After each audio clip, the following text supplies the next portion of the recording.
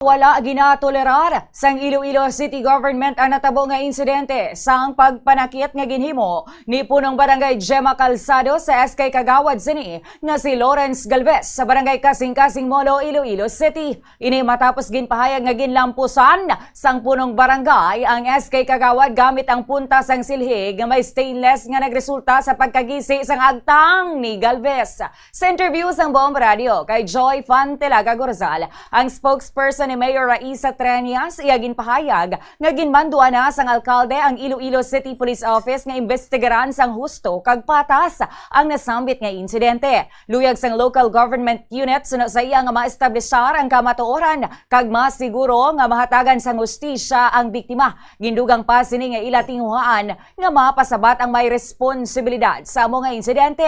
Nagpahanumduman ini sa mga opisyal sa syudad nga ipabilin ang pagtahod sa isa kag isa kag himuon ang ilang obligasyon sa komunidad nga may disiplina kag integridad. Ginaseryosohan sa aton nga alkalde ang ining insidente, no? Kag ga-coordinate man kita sa Iloilo City Police Office, nag-meet si Mayor sa kay Colonel Parilla to get update sa sining insidente para ma-ensure man ang proper kag impartial nga investigation regarding sa sining incident. Ang ining incidente wa ini naton ginatolerate ang anuman nga sahe sang violence from anyone, no? I-remind ta lang especially ang aton nga mga barangay officials nga maintain naton ang respect sa isa kag isa.